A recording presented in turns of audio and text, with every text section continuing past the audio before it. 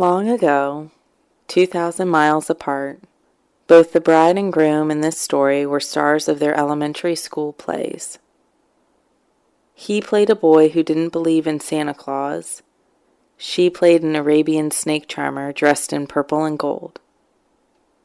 When their parts were complete and they bounded off the stage, they both had the same childlike thought, that one day they would be great actors, the focus of everyone's attention, and nobody would ever make fun of them again.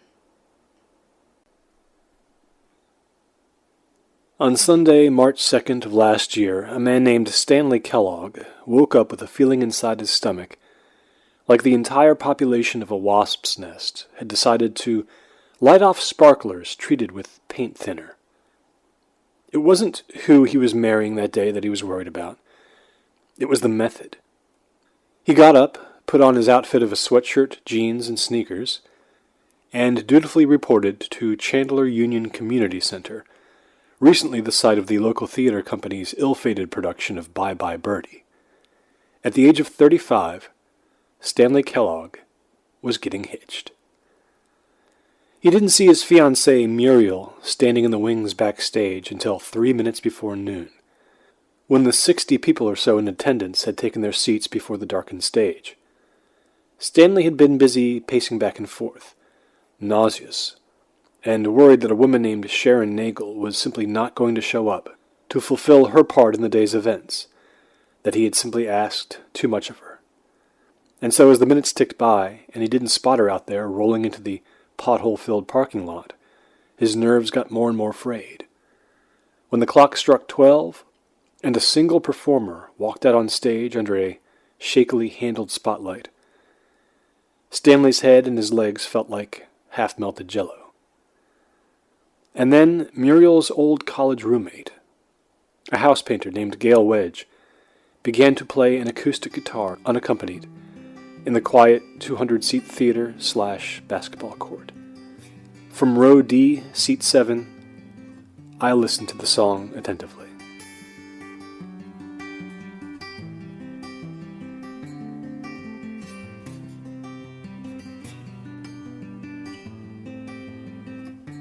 Bride, Groom, Sunday, Forever by Soren Narnia.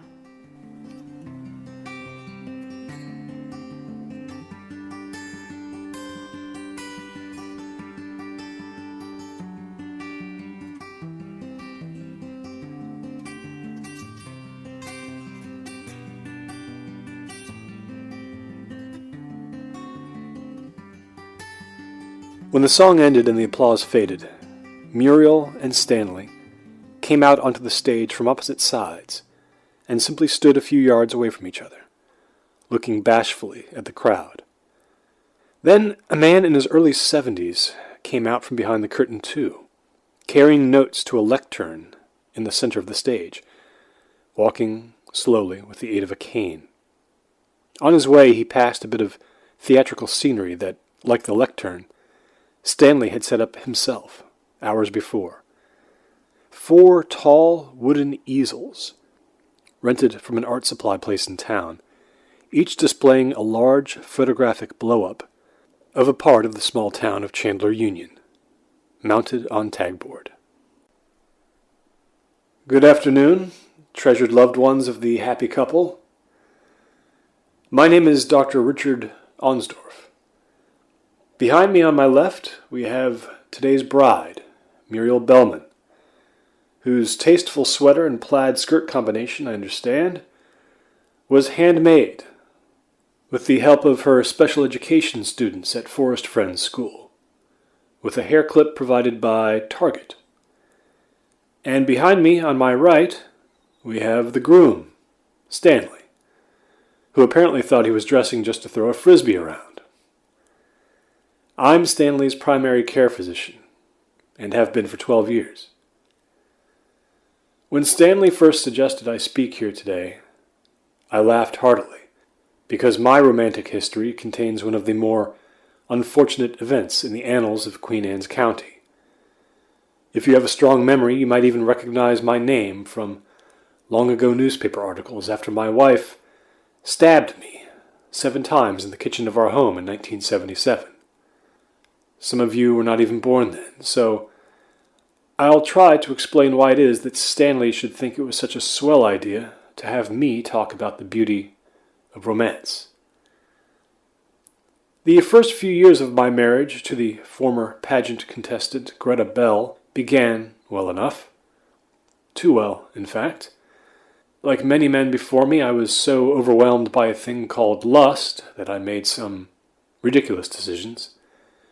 With lust came an almost comical jealousy, until I was about 20% of the man I had been before. The other 80% was either grinning or weeping all the time. After one particular erotic incident on an Amtrak train, a little of both simultaneously.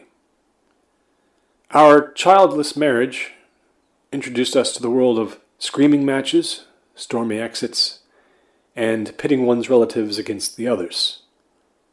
Oh, I was quite a piece of work in my early 30s, and so was she. We both began drinking, obsessively, and one Halloween night, fittingly, we threatened each other with murder. Greta's occasional fondness for a little choking during love-making was on that autumn evening expressed as a demand that I take it all the way.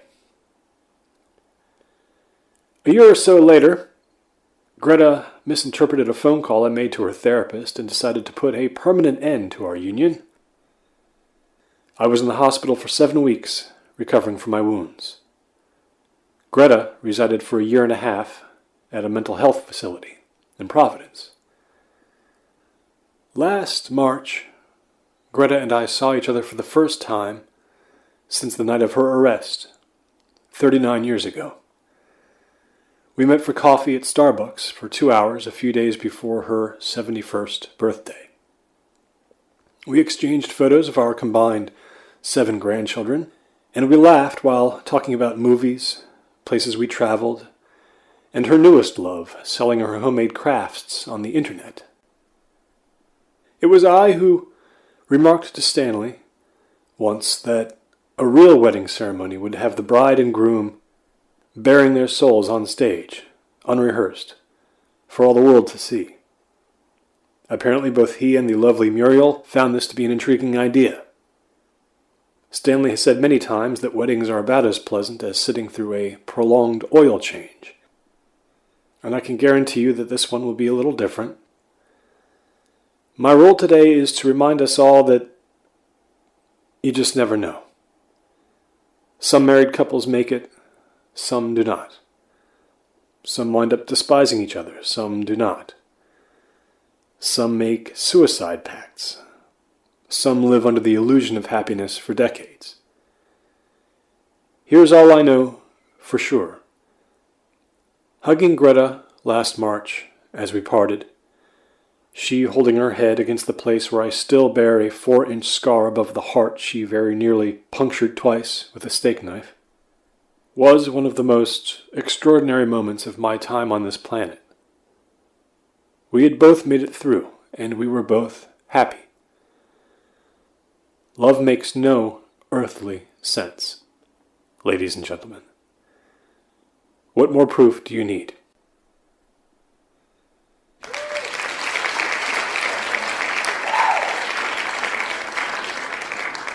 Dr. Arnsdorf, or Dr. Dick as he was known, left the stage to enthusiastic applause from the adult guests, 13 from Muriel's side of the family, 7 from Stanley's, plus their friends, and me, sitting mostly unnoticed by everyone.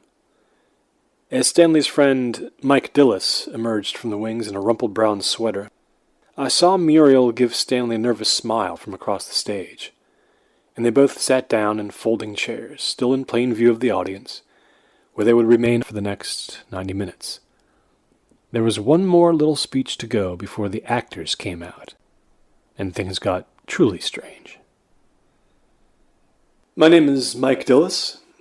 As you've now inferred by his awkward posture and strange facial expressions, Stanley here was once a stand-up comedian. So was I. We met waiting to go on stage at a wine bar in Pedroias. During our 6 years on the backwater comedy circuit, neither one of us even made enough money to buy a used Ford Escort. But by God, I own one now.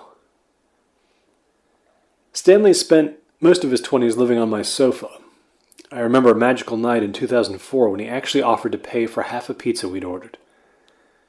I knew then that he had become a man, and later that night we talked about the kind of women we wanted to marry. Stanley wanted a girl who could speak 2 languages. Muriel can't do that, but I remember we all went to see a foreign film once, and she didn't complain at all. He wanted a girl with long blonde hair, which Muriel doesn't have, but if you look at her from across a large pond or something, you can't really tell. And more than anything, he wanted someone who shared his sense of humor. I've seen the look on Muriel's face when he tries to be funny, and let me just say I begged them to get a prenup. The first time Stanley spoke of Muriel to me, he wouldn't give me a whole lot of details. And that tipped me off right there that there might be a little element of trouble. Because the last time Stanley had been evasive about a girl, it turned out she was on trial for fixing NFL games. Well, the trouble with Muriel turned out to be quite interesting, as you will soon apparently find out. And I'm not talking about the fact that she's 41 to his 35, and so is best described as a cradle-robbing succubus. It was odd how Stanley never made any jokes about Muriel. And when he told me they were getting married, I was kind of astounded. I didn't think Stanley would know where to get a license for that kind of thing.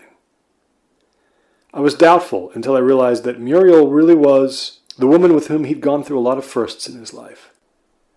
For the first time, he obeyed a woman who suggested he not whip out a $50 bill at a toll booth. And I'm going to go out on a limb and say that the extensive pre-date rituals he went through for Muriel included his introduction to the mysteries of the Q-tip. By the way, Stanley, they're not really designed for reuse, okay, pal? I have to tell you, Stanley and Muriel, that I'm a little jealous. You all in the audience can see that even though my triceps are devastating, I haven't had a date in 7 years. That's a funny story. After about a decade of romances that felt like warm, flat 7-Up, I just didn't understand why nothing worked out. So I put myself on ice completely. Stanley just made it worse with his fix-ups. My God, it was like he tried to find me only the kind of woman who would write away for tickets to watch a taping of a game show. Then one gray Sunday 2 months ago at 7:10 a.m., it occurred to me that my issue may have been that I was, in fact, a big old gay dude. The very morning that I finally forced myself to accept this for the first time, I was supposed to go over to Muriel's apartment to take an old sofa off her hands. So I drag myself out of bed. I show up and she sees how out of it I am. And she goes, "What's wrong?" And I tell her, over the course of a long cup of orange juice, my voice kind of shaking, I said I really couldn't talk about it anymore, maybe sometime. And Muriel goes, "That's totally fine. Hey, will you do me a favor?" she says, "and drop me off at this massive flea market I heard about?" So we get there and she says I should browse around with her because they have a ton of 45s. So I do, and she bought some rocking chair which needed to be brought back to her house, and then she didn't want to eat lunch at this cool cafe she knew alone, so we did that. And then she told me, wouldn't it be funny to tell Stanley that we went to see the revival of The Breakfast Club, which he hated. So we did, and after that and Burger King, it was 6:45. And I went home, after never having discussed anything, really. I realized what she was doing about halfway through the scene where Judd Nelson climbs through the ceiling.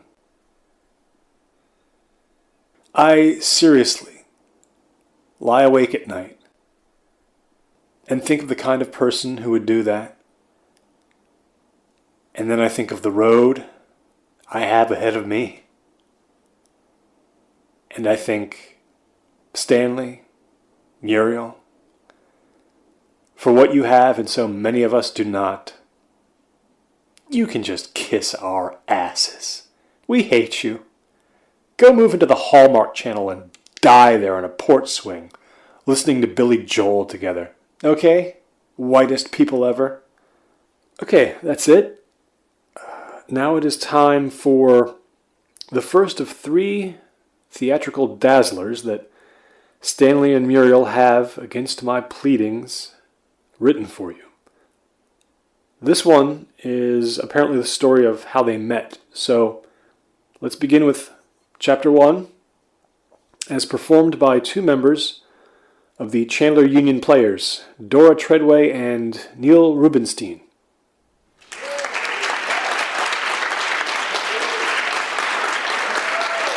The aforementioned actors, aged 22 and 24 respectively, emerged onto the stage wearing black sweatshirts that read Muriel and Stanley, respectively, in white block letters.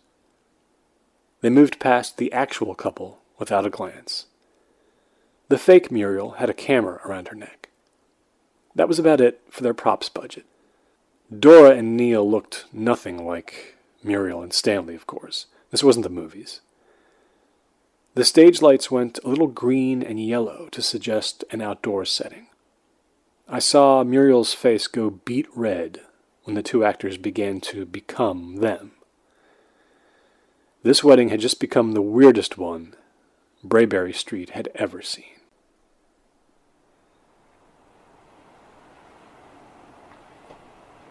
"Excuse me," were the first words Muriel ever spoke to him. "Could you tell me who owns this stand?" Stanley snapped out of his reverie to see a woman standing there at the edge of the shopping center parking lot, several feet away, shielding her eyes against the bright summer sunlight. In her other hand, she held a very nice Nikon camera. "That would be me, hello," he said from behind the wooden plank counter of the snow cone stand. The woman came forward, stepping to the paltry shade afforded her by the structure's tin roof. "Hi," she said, "I'm Muriel. I'm compiling a calendar which features pictures of the town, and I was wondering if I could snap a couple of your stand and the people in front of it, and maybe put it into the calendar." "Really?" Stanley said. "A calendar of Chandler Union? That's an interesting idea." "Yeah, I've done a few before of small towns. I did one of Cumberland and Easton and Port Deposit, and this one's really starting to take shape." "Where do you sell them?" he asked. "The bookstores in the area," she told him, "and through the Historical Society, but mostly online." She craned her neck upwards, gazing at the sun. "Yeah, go ahead and snap away," Stanley said, amused. "Do I have to be in the pictures?" "Well, I was hoping to get a transaction of some kind to make it feel authentic," she explained. That could be a problem, actually," Stanley said, sighing, wiping his dirty hands on a white apron ghosted with the untreated stains of 1,000 years. "You've come at the mystery hour when nobody wants a snow cone, which apparently these days is from 10 in the morning till 8 at night." "I'll have one while I wait," she said, scanning the syrup bottles laid out across the counter. "Do you have strawberry?" "We do. We have something called Apocalypse Strawberry, which has double the flavor, which I wouldn't recommend. And then we have something called Dracula Has Risen from the Strawberry, which just has a little banana flavor in it for some reason." Reading, Muriel Bellman smiled. "Oh, all the flavors have cute titles. That's neat. What's in the magical product of mystery?" Stanley smiled back. "It's a snow cone with whatever syrup I have the least of, so I can finally throw away the bottle." "You know what, I should actually wait till I have lunch first," Muriel said, and took the sunglasses perched on the neck of her t-shirt and put them on her face. She fanned herself a little. It was approaching 95 degrees. "This sun's a killer," she noted during the awkward pause. Stanley leaned one arm on the countertop. "So, if the stand goes into the calendar, what month do you think it would be?" he asked.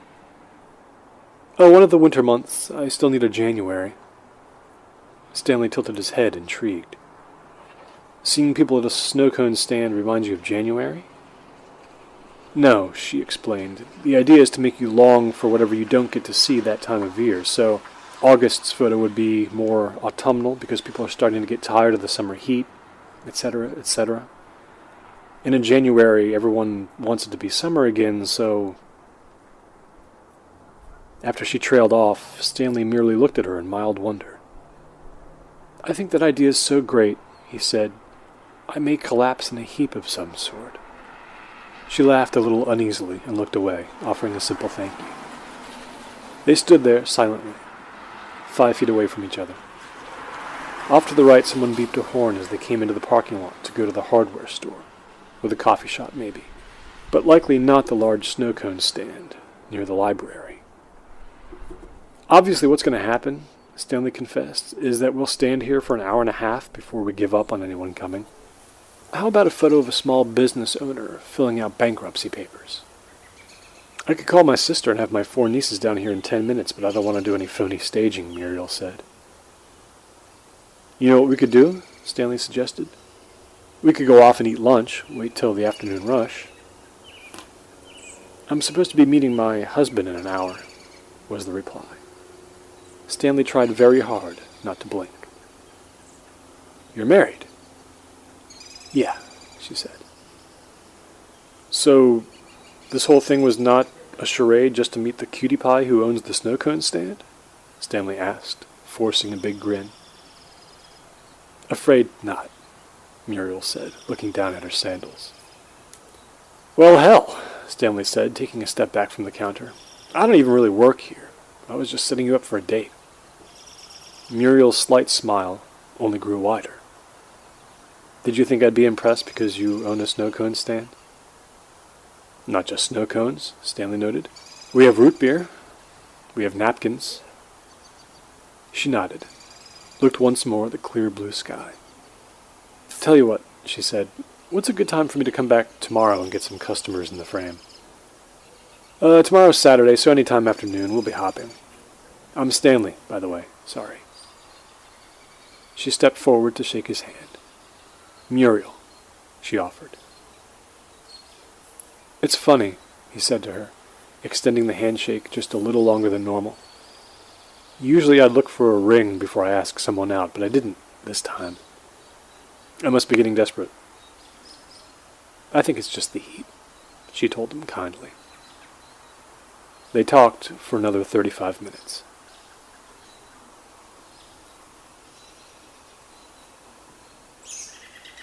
Hi, I'm Anne. I teach with Muriel at Forest Friends.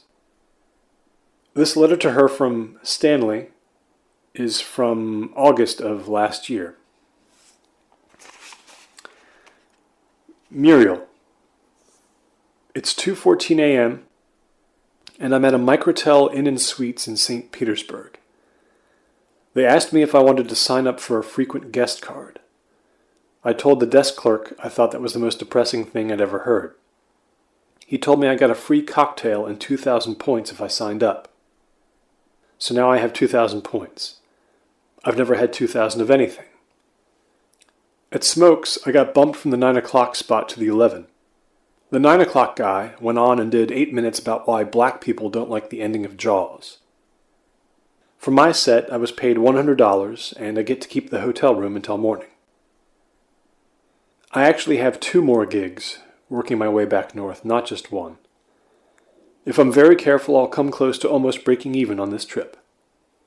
I didn't want to spend $10 on a chicken sandwich at Smokes, so I walked to the grocery store down the road, crossed 4 lanes of busy traffic, and bought a frozen pizza. Then I walked back and asked the desk clerk if he could microwave it for me in the employee kitchen. Not only did he give me his permission, he said I could actually eat it back there if I wanted, because nobody else was around but him. So I sat in the employee's kitchen, and I read a pamphlet about the dangers of receiving damaged canned and boxed goods from vendors, and I ate my pizza. Billy Key is out here doing a show at some hotel bar. Remember you met him that one time? I saw him after the set, and I asked him how things were going. His girlfriend told him this spring that she was going to leave him if he spent too much time away during the holidays. So here he is, doing the exact same jokes he was doing in 2003, and she's gone. 6 years they were together. Billy just keeps going. I have a confession. On Thursday night, the show I did was with a bunch of other kinds of acts, a magician and a folk guitarist and so forth. Well, the folk guitarist was this very nice woman from Baltimore, and we found ourselves alone at the bar. You know how things go.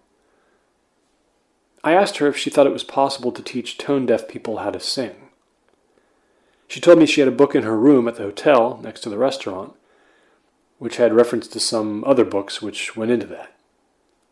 So I wound up going back to her room with her, and one thing kind of led to another, and the next thing I knew, I had the title of a book that supposedly teaches tone-deaf people how to sing. I thanked her and took off. I went to Barnes & Noble the next day, and the book was right on the shelf. I've been doing little singing exercises night after night now, lots of stuff about opening your mouth a certain way and clearing air into the larynx and repeating O sounds and the like. Then I've been singing into the recorder. And every morning I play back what I've sung, and of course it's a total disaster. I think I'd give up almost anything to be able to do this one silly thing. But I'm not breathing right, or I'm not hearing myself breathe right or something. But I want to sing to you someday. So I will. I will. I'll be back home soon. I won't take any more work this month. I swear it. I won't even go into the water when I'm in Myrtle Beach. I'll save it up for when we go to Rehoboth. Love, Stanley.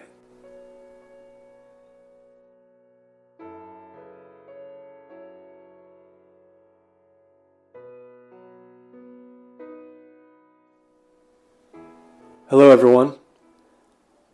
I'm Sharon Nagel, and yes, I have to stand in this box because I'm 5'1". I used to be married to that guy over there, Stanley. I'm his ex-wife. We got divorced about 13 years ago when we were both 23. Stanley was almost funny back then. When we were married, he worked in a French restaurant, and he hated his job so much that he would make prank phone calls to his boss every week, late at night. This went on for 3 months, and then one day the guy was just standing at the front of the restaurant talking to somebody, and out of nowhere it came to him in a flash where those prank calls were coming from. And Stanley used to imitate the transformation that happened on his boss's face at that moment. And that was the hardest I ever laughed with him. That always got me. Anyway, Stanley and I met at college. He used to call me the Tiny Terror. We kept cutting class to go to the movies. I'd never been in love with anybody before. I just thought, this is the only thing in the world that matters to me. I was pretty book smart, but life stupid. So I would see all these little flaws appear in Stanley, but I ignored them, and I'm sure he was ignoring the ones in me. We kept getting dumber and dumber until one day I got pregnant. And then we compounded that by getting married. I remember Stanley's face when I told him I was going to have a baby. Now that was a transformation. For exactly 1 second I saw his incredible sorrow and fear and misery. And then he wiped it all away and pretended to be happy. And I pretended I was the same way. And we went on like that for months. And then there was the wedding, which was nothing like this one. It was the usual thing. We were in a church, and we had a band, and our reception was at a dance hall, and Stanley got drunk for the first time in his life. And our honeymoon was in Miami.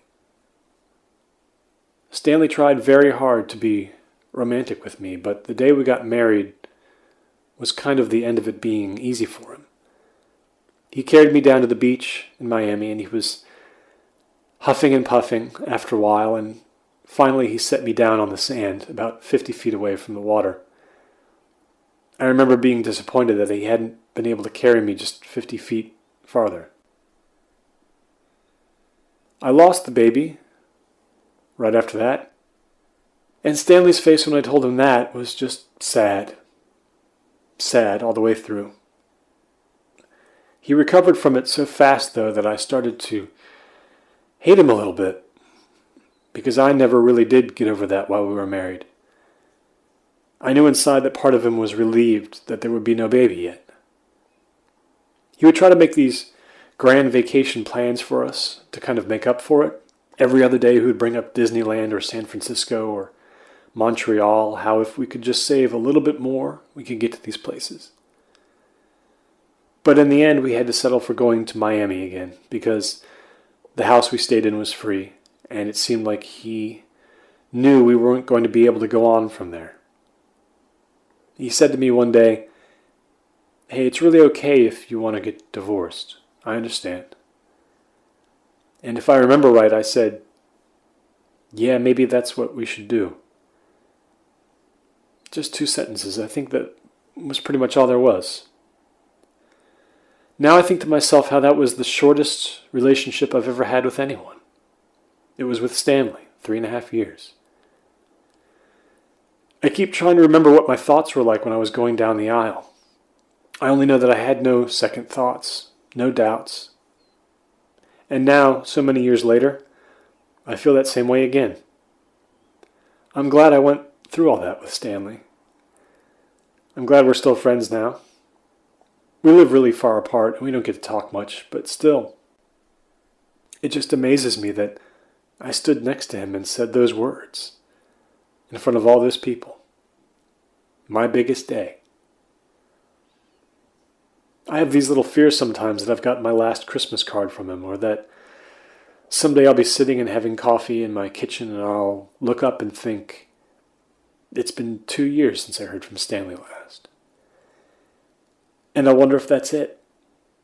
That the man I was married to will no longer be in touch. But the cards just keep on coming, and he calls me with the same frequency he always does. We never talk about the miscarriage or the divorce or anything. I think that even with Stanley's insistence on never forgetting anything, we both very consciously avoid the past, because it just seems stranger and stranger that there ever was one. I wouldn't trade in those few years for anything. They didn't make me stronger, I don't think, or that much wiser, but they made me who I am. That being said, I have some words of caution for Muriel if she wants them about Stanley. First of all, don't expect him to ever do anything domestically. He's useless. Secondly, I don't think he's the same person in a lot of ways from when he was with me, so don't worry, he's matured. It's funny because he never once mentioned you, right up until it was time to marry you. He still in his mind believed that I would be hurt to know that he was in love with someone else, even after all these years. Which is really kind of silly, but it's sweet also, that he would think that I'd be hurt.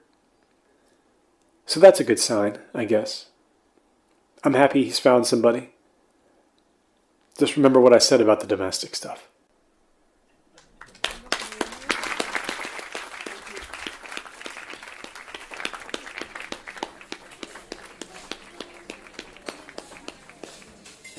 "Sorry I'm late," she said, placing her purse on the table at the Blue Onion. "My husband took the car. I didn't realize it." She sat down across from him, undoing a pretty red and green scarf.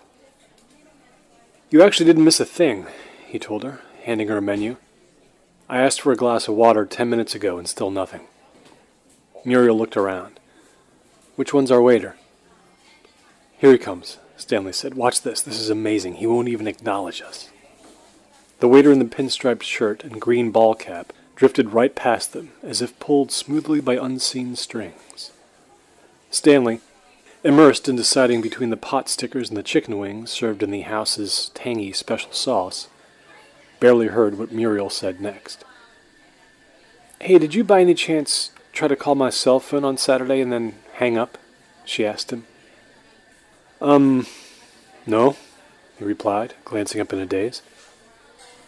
Butt dial, maybe? What'd you do this weekend? It was my anniversary, remember? She reminded him. Oh, that's right, you told me. Whit and I went to Reading to see my sister for the weekend. Nothing special, she said. How'd it go? She put down her menu and took 2 sugar packets from a ceramic holder. We got into a pretty bad fight, she said, Whit and I. What about? Oh, all sorts of things. I mostly just kept quiet. Stanley nodded, looking around again for the waiter. Sorry about that, he offered lamely. Sounds like a unique kind of hell. So, yes, she said, my cell phone rang at about 1 o'clock just after we got to the house. And it was your number, but it hung up right away. What did you do on Saturday and Sunday? He thought about it briefly. Watched football on Saturday. Then on Sunday there was football on. You didn't go out anywhere? I bought melon, he told her. Here comes the waiter. Let's be setting our menus down as he passes by. See if this works. She took hers up again quickly, and they held them with exaggerated elevation. As pinstripes went past, they lowered them on a cue of the eyes. It did nothing. The waiter had someone's check in one hand.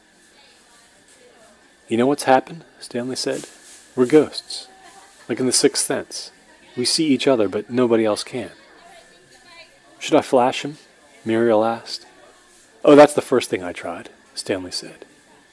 What are you having? Muriel scanned the menu. Something with lots and lots of shrimp. After a moment of looking closely at Stanley as he read the specials, she asked him, Did you hang up on purpose? A butt dial doesn't cut off that way. He thought for just a split second about conducting an evasive maneuver, but he had already learned that her instincts were too quick for him. So he merely put a dumb look on his face and said, yes. Why? Because, he said, I heard voices just before you said hello, and I figured you must have been with people. But why did that stop you? She asked him gently. Did you think I was with Whit? Stanley purloined the sugar packet she was holding, and he went about reading it with great intensity. Let's talk about the waiter some more, he said. Muriel nipped the sugar back from him nimbly, and then she decided her eyes felt temporarily safer on the packet also. You don't like it when I'm with him, do you? She said. The molecules in Stanley's body attempted to collapse upon themselves in an attempt to form an ashtray or an umbrella or anything much safer than a human being. This is all very difficult to process when I'm trying to think of the sides I want to order, he ventured, and trying to flag down anyone to bring us any sort of life-sustaining liquid. Excuse me. Oh, God, that's not even him. Muriel locked her eyes on him. Come on, answer the question, she said. Are you trying to date me? Now Stanley slumped against the back of the booth, finding the new extra 18 inches between them comforting. Muriel. Muriel. Muriel. Muriel. You're married. You told me that the first day we met. You mentioned it every time we eat lunch. What's it been, 2 months? She nodded and said, I sort of looked into your car when I was walking across the parking lot. Don't hate me. I was curious. About what? Your odometer's got 400 miles on it since we were in it on Friday. I know because of your bizarre excitement when it turned to an even 80,000. I thought you were going to have a heart attack. And your change dish has been raided. Like you went through a toll booth or two. So I'm just asking, did you happen to follow me to Pennsylvania? Stanley's face was like a 10-year-old boy's when caught shoplifting a Milky Way from 7-Eleven. Did I followed you to Pennsylvania? I mean, supposedly. Really? I figured maybe you followed me to Pennsylvania, Muriel said, because you were upset I was going away for my anniversary, and then you called me and just didn't know how to explain you were calling, so you hung up. Is there any chance that's true? Stanley let himself fall into her warm gaze, knowing it was inescapable. You know, he said, sudden displays of cunning and logic are not terribly attractive to males. True, then? Stanley traced a meaningless circle on the tablecloth with his index finger. What would you make of it if it were? He asked her, staring into it. My God, the odometer thing, that is too much. Muriel glanced briefly at the ceiling, feeling her face go red. What would I make of it? I would assume that you're falling for me, I guess. Well, Stanley said, I've become 16 years old somehow, following your car down the road. He did her the courtesy of sitting back up like an adult. I guess maybe it's true, he confessed. Sorry. A very, very slow smile crept across her face. Did you like that change dish detail? She asked him. I made that up on the spot. I have no idea how many quarters are missing. I'm not psychotic. Stanley, feeling himself plunging through time and space, hung his head and closed his eyes. Hi, I'm your server, Stephen, their waiter chirped cheerfully above them. I'll be taking care of you today. We're going to need a few minutes, Stanley said, eyes still closed, wishing they would get stuck that way forever. Did you stay in a motel or something? Muriel asked him.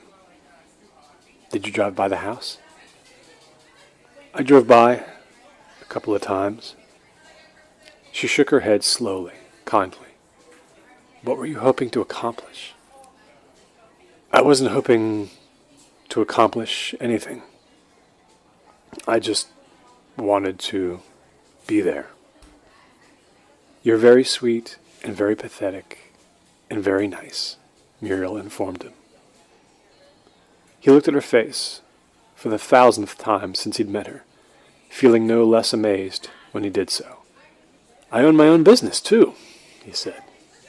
Yeah, I think the best thing right now would be for us to complete our meal, but with me wearing my napkin over my head, if that's all right. Ah, Stanley, she said, her eyes just barely wet. Just barely. Can you hold my hand? He looked stunned, delirious, frightened, and somehow suddenly 10 years older. Yeah, he said, and reached his hand out to hers. Around them, people talked about football, Halloween, the new shows on Netflix. Am I holding it right? He asked her after such a long time that it seemed certain that the restaurant would be closing soon. 8 hours gone by in one moment. Too much pressure? Too little? That's just right, she said. They left the restaurant without ever being served.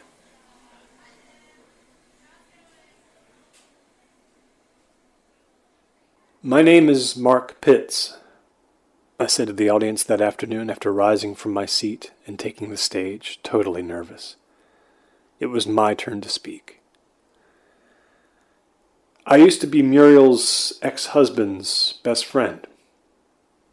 I actually didn't know Stanley and Muriel all that well back then, and I don't know them all that well today. I was amazed when they asked me to come and say something. I thought, some kind of wedding this is going to be. Whit and Muriel's marriage lasted 5 full years. Whit was always working, always. He'd been a very driven guy since his junior year in college. He got his business degree and he took the job which would require the most energy, which was being a salesman for an audiobooks company in Philadelphia. I still live there. On the train down here, I tried to think about all the reasons that people have affairs. I even checked out a book about it from the library, but it just confused me.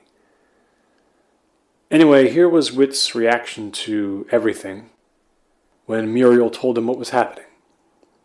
He blew up. Simple as that. And he left that night, and he moved into a hotel close to his office, and he didn't tell Muriel where he was. And he stayed there, not contacting her, for a month and a half. He spent about 6 days a week at work, from 8 in the morning till about 7 at night. He didn't do his job any better, or with more drive than normal. He was just there. At night, he played chess against his iPad, or he went to a bar called the Red Hat, where he drank ginger ale and watched sports and didn't talk much. He went for enormous drives all weekend. I asked him why he was going so far as to cut off all contact with Muriel from the moment she'd made her confession. And he said, well, it seems like she really wants to know what it would be like for me to be dead. So this is that. I saw Whit be violent for the first and last time when he started kicking a painting on the wall in his hotel room. We were talking about what came next, and he just kept kicking it until it fell right off the wall. He was shaking. Sometimes he would accuse me of knowing what had been happening all along. You knew, he would say, which of course I didn't. I was shocked that two people who had been together for so long could not speak to each other, not one word for such a long time. But there was nothing they could say in that no man's land that had been created all in one moment. 5 years. And then nothing. Finally, after 2 months they met, and I saw Whit a day later.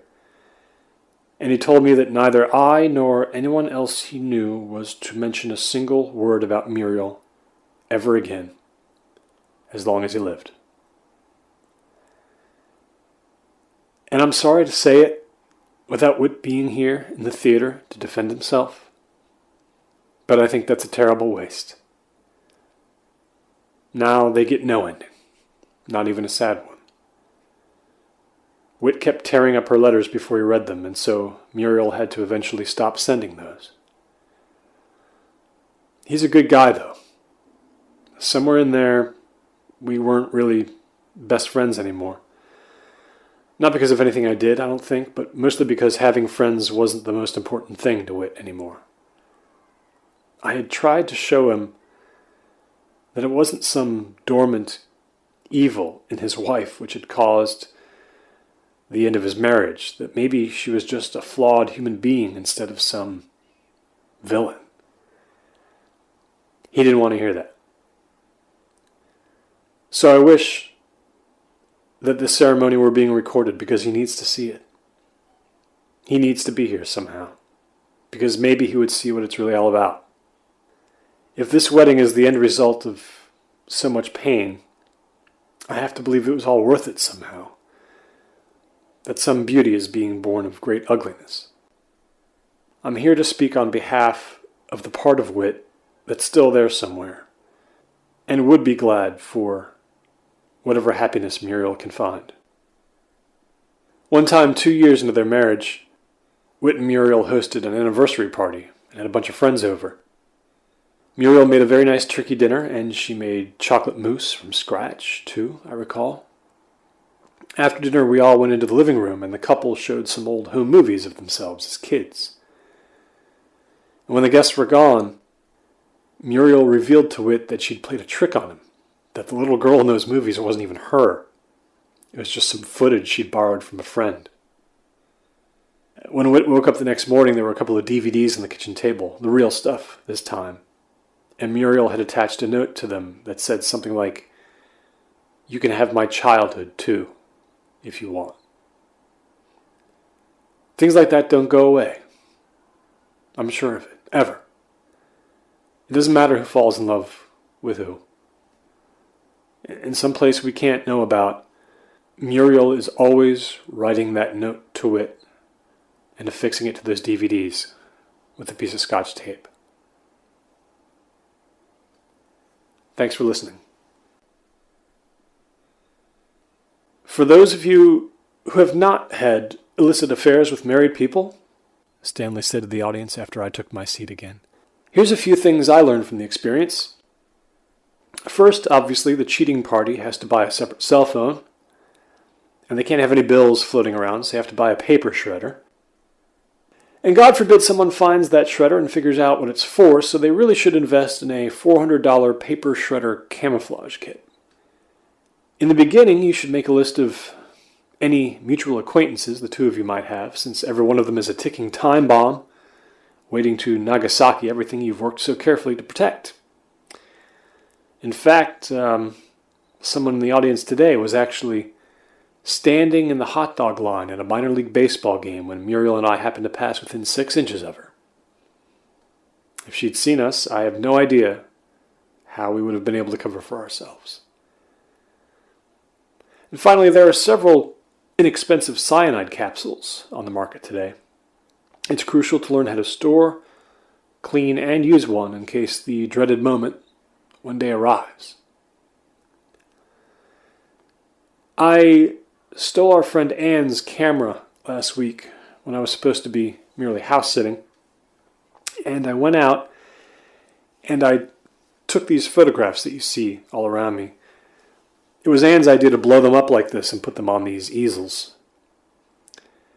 These are 4 places around town I remember where Muriel and I tried to convince ourselves verbally that nothing could possibly happen between us. She was married. We would go walking aimlessly and just wind up in strange places telling each other that what we really wanted was impossible.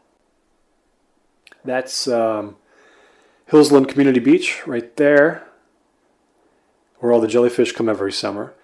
And that is Rocco's Pizza over on Beersley Avenue. This is the car wash on West that's already been bulldozed now, I think.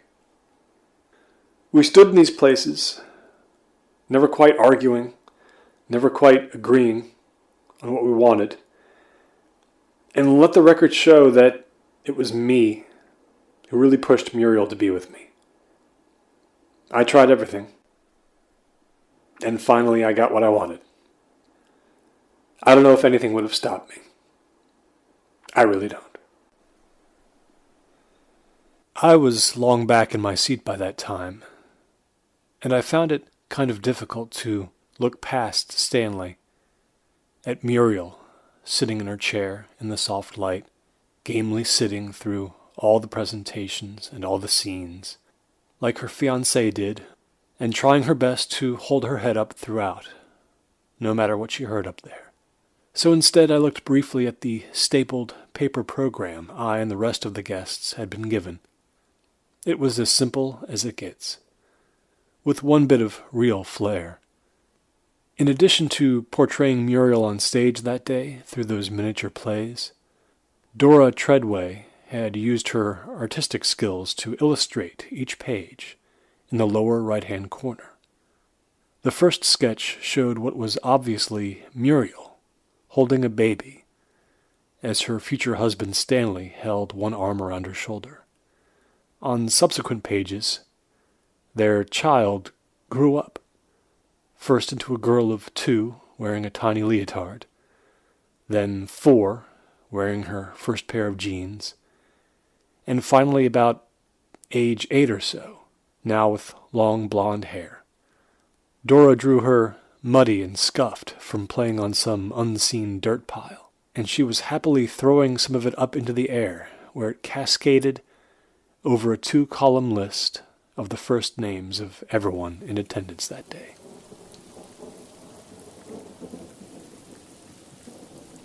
"Hi," said the woman he'd now been dating for 14 months as he entered her little studio apartment in the sketchy part of town. He responded with a forced smile and a high of his own, dropping his backpack on the sofa and running his hands through his hair. It was almost midnight. "Not a good time?" she asked him. "No, not good," he said, perching on the arm of the sofa for now, looking exhausted. I think I'll stay here tonight. I'm going to sleep, okay? I actually remembered to buy a travel toothbrush. He unzipped one of the backpack's pockets and rooted around in there. She walked a glass of what had once been raspberry iced tea back to the kitchen to set it in the sink. So you have the day free tomorrow and Sunday too, right? She asked him hopefully. Yeah, he said, strangely muted. Do you want to go up to those outlets? I really need a watch. The actor portraying Stanley kicked off his tennis shoes, letting one flop lazily on the tip of his foot for a moment before dropping it onto the stage with a hollow thud. I'll buy you lunch, she said, yawning herself as she came back to him. Hey, you're finally wearing that shirt. He looked down at himself. Yeah, he said. It came to the top of the drawer. She undid her ponytail and dropped the scrunchie in a little bowl across the room. Which routine did you do tonight? She asked him. He rubbed his eyes. The one about Toronto. They didn't laugh? She asked. No, they didn't laugh. They were totally silent. Are you going to try it next weekend? God, no, he said, rising and taking his shoes toward the door to drop them on the mat. I'm done with that. Look at this. How does the tip of a shoelace disappear? It's because they know you're acting, said the woman behind him, looking at the back of his head. He turned to her, then away again, seemingly more interested in the contents of the refrigerator. The piece? Yeah, it gets a little subdued at the end. That doesn't explain why the jokes don't work for 9 minutes. Yes, it does, she said, because they know it's sad from the first time you open your mouth. He closed the fridge door, unrewarded. What do you mean? They can tell you're sad about it, she told him. And it's no fun to laugh at someone who's hurting. He donned his famous not again expression, unable to conceal it. It's stand-up comedy, Muriel, he said. Well, my version of it. No, it's not, she said. Not the Toronto one, and not the one you did Tuesday. You think they can't tell what's coming, but they can, because of the way you deliver it, from the very first word. Well, it won't be a problem, Stanley told her, because I'm not doing those anymore. It's in everything, though, she said, perching on the arm of the sofa herself now. It's in the other routines, too. You keep pretending these things are funny to you, and they're just preying on you. So what am I supposed to do? He asked. Take out the jokes. If you're not happy about these things you see in the world, don't get up on a stage and pretend you are. He reacted to this with a cynical amusement, as if suddenly slapped by a frail grandmother. I'm not happy, he asked her. She crossed her arms. Have you really listened to the recordings of yourself? So, what? He said. You want me to get up there and just expound and not try to make anyone laugh? Yes, do it, please. It doesn't have to be in a club. Just do it somewhere. He started walking back into the bedroom. Christ, it's not therapy, Muriel. But you want it to be, she said, following him. You just don't think anyone would want to listen to what you have to say if you're not being a clown. You talk about these things up there, and you don't see that the language you're using is so personal. Can we not? He interrupted her. Just to expend nervous energy, he turned another lamp on, stared down into the 40-watt bulb. I hate conversations like this. Of course you do. There's no zingers. I hate them because you're assuming you know me better than I do. I spend all day with me. But what if, Stanley, in some isolated moment, someone does know you better than you do because you can't see yourself? He shook his head, dismissive. This is no deeper than me wanting to tweak the material a little bit. So, okay, it's not working. I was getting out of this business in a year anyway. Do you know why you're getting out of this business? She asked him. Yes, he replied. Do you think you do? Yes. Go ahead, he invited her. Because, she said, you're starting to see you'd rather get up there and express yourself seriously. And you were made to believe somewhere along the line that that's shameful.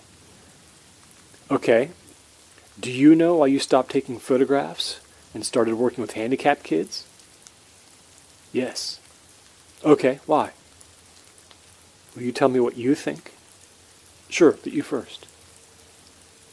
I started working with handicapped kids, she informed him, because I felt deeply ashamed that I cheated on my husband and destroyed my marriage.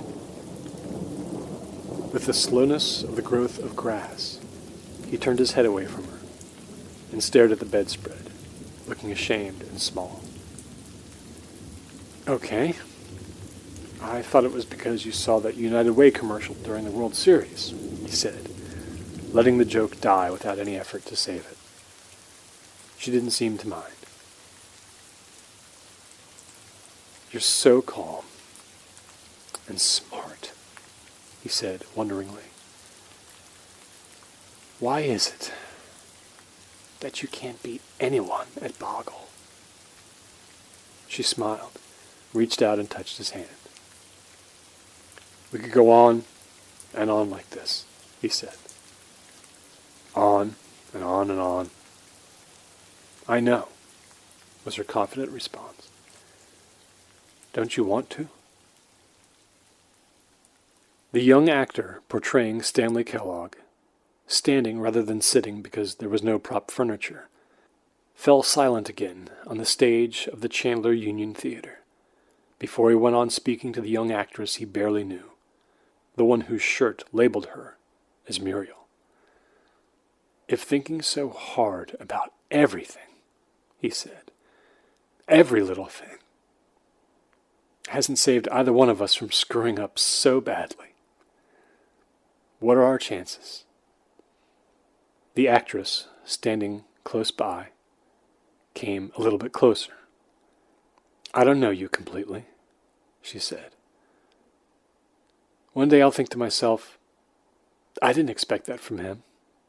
Where did that come from? That I've never seen. And you'll say the same thing about me. There's no way around it. We could both get up on a stage and lay out our souls completely, and it might get us a little closer, a little bit. But the unknown's a guarantee. It's out there. The pretend Stanley let these words sink in, and then he guided the pretend Muriel more toward the spotlight, yet not fully to the unpleasant burn of its center. He was much taller than she was. Come here, he said to her, and I'll tell you why I'm finally wearing this nice shirt you got me tonight. She leaned in. Ready? He asked her. Yes, she said. Really ready? He asked again. Yes, Stanley, she said nervously. I believe I have said that I'm ready. He whispered something into her ear. It went on for quite a while. There were words actually spoken on the stage. The guests in the front row could hear the faint breath of purposeful syllables. When it was all over, pretend Muriel smiled and placed her hands on the false Stanley's waist, just as it happened in real life. See, that's what I'm talking about, she said. I did not see that coming.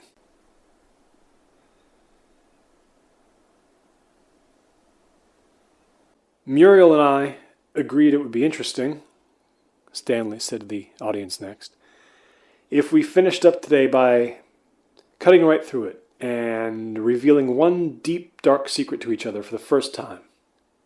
We pretended to be shocked at the idea that we were actually hiding anything. That lasted about 10 seconds, and then we went off and we got our lists. As many of you know, I am the owner and proprietor of Snow That Cone, a chain of 3 dazzling snow cone stands in the greater Chandler Union area. It was my belief that through the medium of the snow cone, I could express myself creatively. And for a while, things looked good. At one point, I was even able to afford a second pair of shoes. But then something happened. As you can see by this graph beside me, Snow That Cone's profits have undergone a free fall in the past 18 months, which I blame on the gelato craze and the continuing Sudanese embargo on vanilla syrup. When one factors in expenses like payroll for 8 sullen teenage employees, it becomes quite obvious that I'll be going out of business sometime in the next few months. Thus, my surprise to you, dearest Muriel, is that I am absolutely broke. Your dreams of us living on a vast plantation in the Arctic built from snow cone and drug money are no more, I'm afraid. In fact, I couldn't even afford my own graph. I borrowed this one from somebody who used to work at Blockbuster. It's true. There won't be any more snow cone business. I have no idea what the hell I'm doing business-wise. To me, 6s and 9s look too much alike, and I can't get the hang of changing register tape. So it's time for me to go out there and get another job. 12 years I've been trying to stitch jobs together to make some kind of illusion of stability. But there's no reason to believe in it. So I apologize to you, Muriel, for not telling you much sooner. But at least now we'll have a lot to discuss on our wedding night. And now Muriel's turn. Well, okay, Muriel said after making her way to the podium, speaking that day for the first time. I was always at a loss to describe what Stanley did for a living anyway, and the only flavor I really liked was strawberry. This is the part where I'm supposed to tell my secret then. I used to know a boy when I was 12. His name was Joseph Kensington. Joseph was 14, and he thought he was the world's greatest romancer. He had this ridiculous list of cheesy pickup lines that he'd made up himself and printed out and memorized. He never got any action from anybody, never even came close. The thing which got me fixated on Joseph was that he never tried any of that on me. Every one of my friends. Yes, but not on me. One Halloween, my friends and I were walking along, and Joseph ran up, and he stole my bag of Halloween candy. Just stole it and took off. As he galloped away, he even saw fit to make fun of my costume, which I thought was really clever. I was a vampirus. My friend Barb's mother called Joseph's mother, and she really let him have it. Late that night, I heard rocks being thrown at my window, just like in a movie. I went to the window thinking it couldn't possibly be Joseph, that people didn't really do those things, even someone like him, but there he was. And my heart fluttered when I saw him down there waiting for me. I almost couldn't breathe. I went down to the front door, my chest pounding like it does sometimes now when I have a close call on the road. And I opened the door. He just looked at me, speechless, and he gave me back my candy. And then without a word, he turned and he walked away down the street. I have no idea how he got home that night. He lived 6 miles away.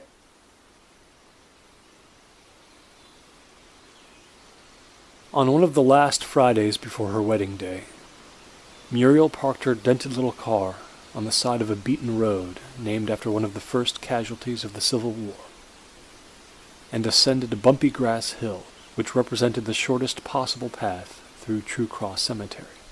She crunched an endless procession of brittle leaves under her feet, and moved past the wildly uneven rows of tombstones. At the top of the hill, she parted a thin scrim of trees and found herself in a long, flat field, which ended in denser woods. Joseph's grave was marked with a round white stone bearing his name and the dates of his birth and death, and 2 lines from a poem by Edna St. Vincent Millay. Muriel had never known how his parents had gotten the permission to set him off like this.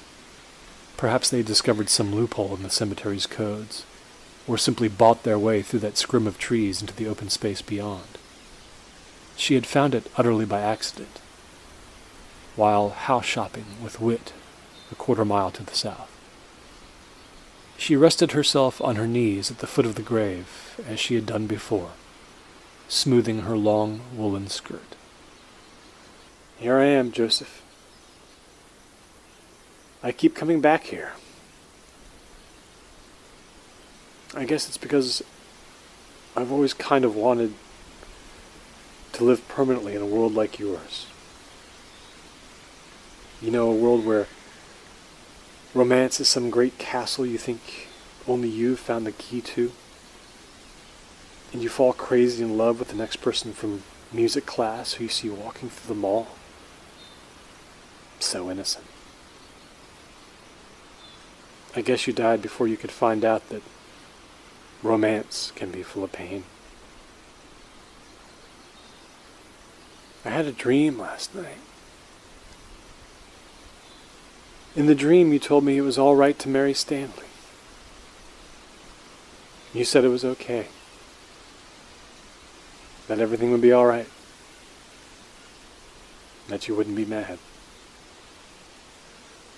The bad part, though, is that I've never told Stanley I keep coming here. His big thing is that he doesn't want any secrets. But God, I do want a secret. Just one. I want something for myself. So I'll always know who I am, you know? See, I just think that secrets are there to make you feel there's always still a little bit left of you that no one else can see. Or maybe that's what your soul is. To make up for this attitude, Stanley, there's an unscheduled present I want to give to you today, which you also don't know about. I know we always wanted to try to sing to each other, so I thought I'd just try to do it. Gail's going to play the guitar, and I'm going to do it. Just to let everyone know, I've never, ever sung in front of anyone before, or even out loud, really. So, if you hate it, just tell me later.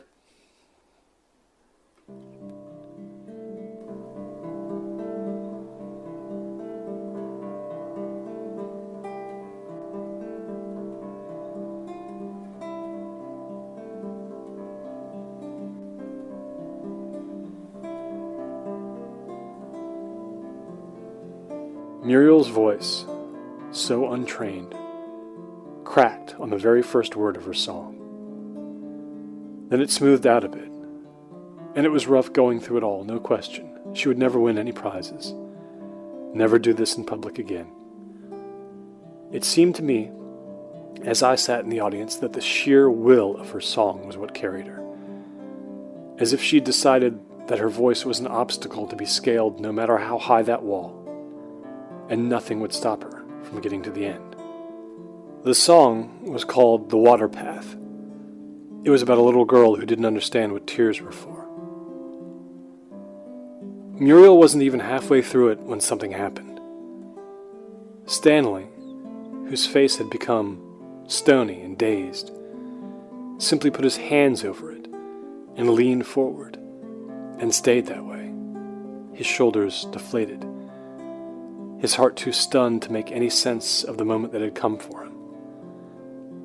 His bride, who had once told him she simply had no use for romance anymore, who wanted only to be loved with dedication and definition, was singing to him. And he looked like a man who had suddenly found that life had 5 times as much meaning as anyone had ever revealed, and this truth was too much to take. It was all in the way his hands covered every inch of his face. maybe only by blotting out the entire visible world could his mind remain clear enough to keep him from weeping. She had laughed aloud once when he gave her a Whitman sampler as a surprise, and roses she had never really understood the attraction of either, and Valentine's Day only made her feel pity for those who had no one to be with. And now she sang, just once, and it rendered Stanley helpless.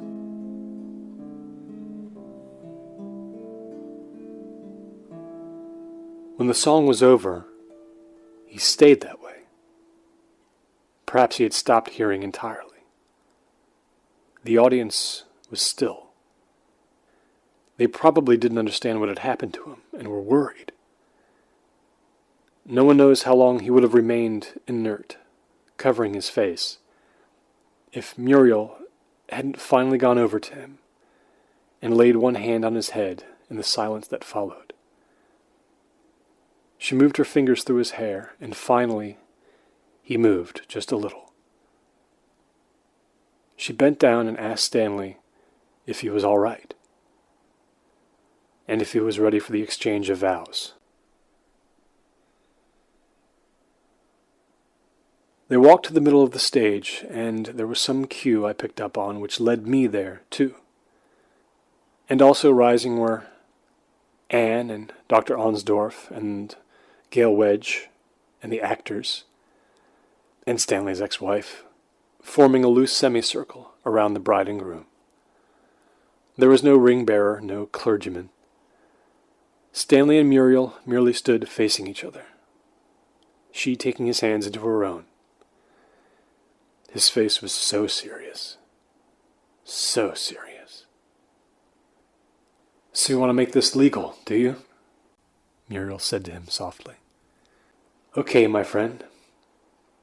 You haven't done badly for yourself past couple of years, so I'll give you a shot. I promise to make you a meal now and then if you've put in a full 18 hours of work. I promise to remember you only like the kind of shampoo that comes in fun colors, and the shaving gel that starts out as a gel and then turns into a cream on your face. I'll only take you to the ballet when they do Dracula or something else with a little violence in it. What else? If you want to snore, go ahead and snore.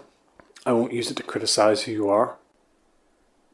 You can be messy, too, and we'll fight about it, but I'll try to tell myself that it's not worth getting into, that none of that matters, and everything else in our lives is more important. I hope that's enough. I'm a little bit shy about the big promises because of what keeps happening to them in my life, Stanley. They all seem so pure when they're made, and we get so full of confidence that we can be the kind of person who can keep them. And then later we say, it was too difficult. So many things changed. It's not my fault. But you're my great love, I think. And I promise I'll try to always stay beside you. I just don't want to do anything like this ever again. Okay? Okay? Okay, Stanley began. Damn it, this is the part where I didn't like what I wrote, so I threw it away. I don't know anything about life. I spend a lot of time trying to convince you that I do, but I don't. There's just too many hard lessons. They just keep coming. I just want them to stop. I'm scared of every damn thing. Scared of us having no money. Scared of your temper sometimes. You get so mad at me.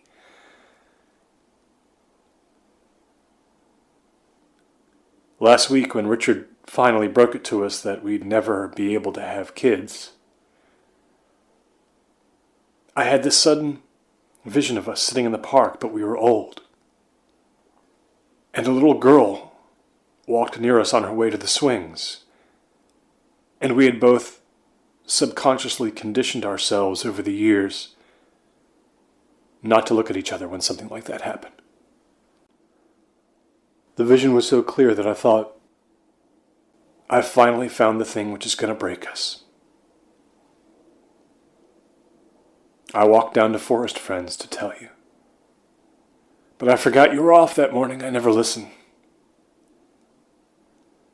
I was outside and I saw a bunch of kids being led down that glass hallway on the opposite side from where you teach. Couldn't hear them, I just saw them. I watched those kids from 30 yards away, and to each one as they passed, I said, I promise you, and I promise you, and I promise you, and I promise you, that I will never let Miss Muriel go. I'll be stronger than my fears, because she'll be with me. See, I can make a vow to you here right now, but because I'll never see those kids again, that one I can't break. You see that, right? What am I saying? I know you do. I know you do.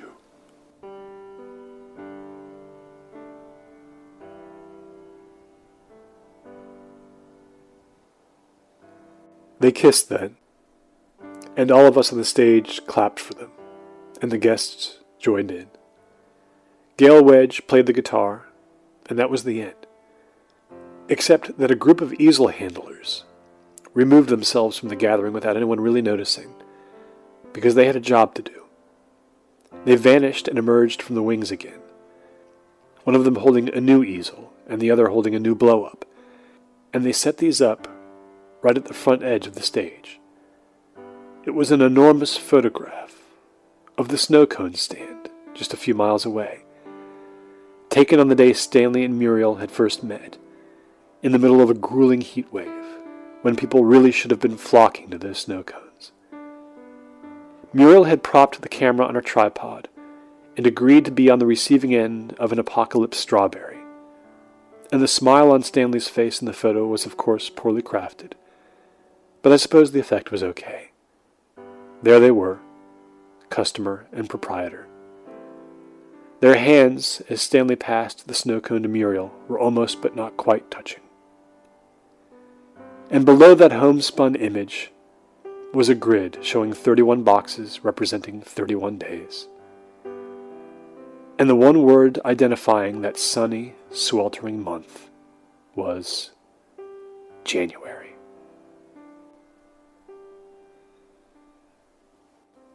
She would later come to believe that the photograph's illusion of perfect warmth in wintertime was what gave him the courage to suggest that they move away after the honeymoon and live in California.